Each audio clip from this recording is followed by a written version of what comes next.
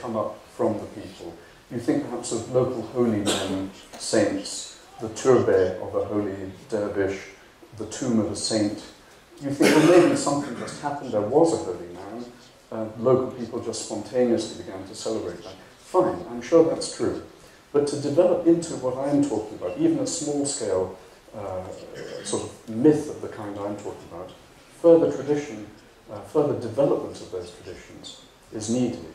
And there are many case studies by medieval historians of Western Europe of saints' cults, of individual shrines, showing how they were taken up by interested parties, by local landowners who wanted to promote their shrine, but also give it a certain political twist, or the local monastery that was promoting this version of doctrine against that version of doctrine. There are many examples of this. And if any of you know the story of Medjugorje in Herzegovina, you will have a major example there of this sort of process, where, as modern studies have quickly shown, there was not only doctrinal but also very powerfully political interest in the development of that, without causing too much offence to devout Catholics, let me call that a myth. So this brings me a little closer to the Balkans, and let me now talk more directly about myths, historical myths, in the case of Kosovo. When I was working on the history of Kosovo, writing my book, I was constantly encountering the sort of historical mythology that I'm describing. The majority of the myths I encountered were generated by Serb historiography and by Serb writers more generally. And only a minority, I think, came from the Albanian side of that dispute. I don't think this is surprising for a number of obvious reasons.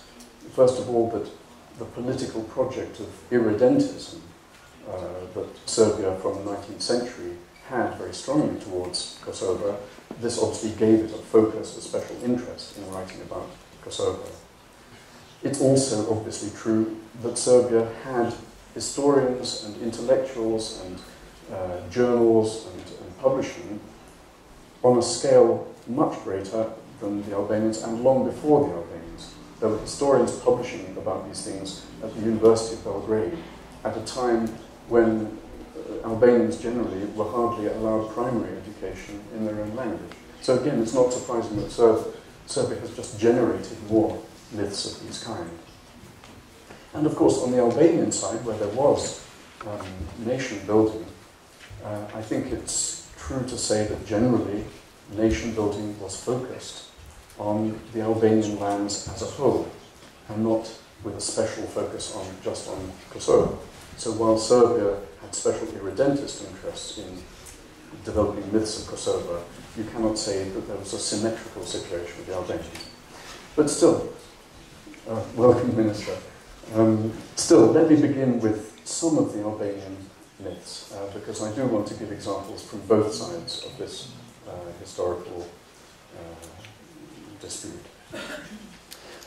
The main Albanian myth, obviously, is the main framing myth, the main purpose is a nationalist one, as with every country that went through a process of nation building. The nationalist myth of a constant identity, of a sort of permanent Albanian people, self-conscious as a people, and therefore constantly resisting any foreign rule, so that it was always struggling for freedom and independence. And this takes us to the most elementary assumptions of nationalist thinking, which are non-historical in terms of postulating this sort of essence of your people that doesn't change through time. Whereas historians' work, all their work is about how things really do change through time. So the nationalist approach to history has always searched through the evidence, trying to find examples that would substantiate this description of a constant struggle, constantly expressing that national identity. So writings on the early Ottoman period, where there were examples of plans to throw off Ottoman rule, the fact that those plans were often coordinated with, or attempted to be coordinated with, Venetian strategy or Habsburg strategy, this is made a rather secondary feature. I mean, in real terms, if those plans had succeeded, they would not have become independent. They would have been ruled by Venice or ruled by the Habsburgs. This is not an independent struggle as such. But that aspect is always played down in the sort of national historiography. I found examples of evidence of quite small-scale revolts, so-called revolts, being exaggerated into sort of examples of a national struggle in, say, the 16th century. In one case, the only evidence I could find was that someone had robbed a trading caravan, had killed some traders, and had then been arrested and executed. But this was described in the historiography as an example of a freedom struggle, because the traders were foreigners. Or there were tax revolts. In the 16th century, major tax revolt in the Paya-Prizren area. But this was a revolt, like most tax revolts, just asking to restore the previous level of taxation. That's not exactly an independent struggle. It's a kind of administrative conservatism. You want things to stay the way they were. And long tradition of these revolts, which becomes much greater and more important in the 19th century when you have revolts against conscription for the Ottoman army. Again, often the essential demand is, please leave us as we were. We had a privilege not to be conscripted like this, and we want to keep our old privilege under the old system. In very general terms, I call this conservative. This is not, in its nature, necessarily a freedom struggle. The biggest example of this that I would speak about for a couple of minutes is the presentation of the League of Prizren in the traditional historiography. It's clear when you look at the documents, the initial purpose of the League of Prizren was simply to defend territory, because the Congress of Berlin had awarded Albanian inhabited territory to a foreign power. And so the crisis meeting in Prizren was to organize the defense of territory. And the first set of decisions they issued on the 18th of June 1878 to form their league described it simply as a military defensive organization. There was nothing there of a political program. There was nothing about reforms, autonomy, not even about the unification of the Albanian lands in one vilayet, although some people had made that demand separately in another context. They declared their loyalty to the Sultan. They said they would defend all the Sultan's subjects.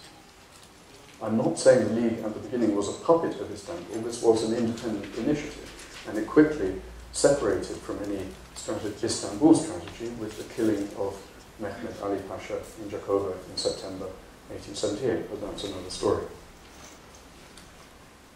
So, eventually, the League of Prizren and what it represented, through the pressure of events and through the very clever lobbying and manoeuvring by one or two highly motivated individuals, above all Abdul Frasheri, it did develop a political program that was explicitly autonomist, not for independence as such, but for large-scale autonomy within the Ottoman Empire.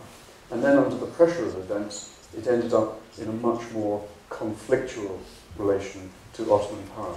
So I'm not denying that it turned into something that is an important forerunner of the actual push for independence for the Albanian lands. But I'm just saying that when I read historiography that assumes from the first moment that the League of Prizren was part of some total struggle for liberation and independence, this misunderstands the documents, and I suspect a kind of what I have called mythical understanding behind that.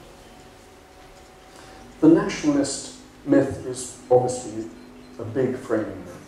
Because of the special circumstances of the 20th century, there is also the communist myth. And the communist myth is a classic example of something top-down, something imposed from above by those who had political power, and propagated by intellectuals whose job it was to adapt history to a communist agenda.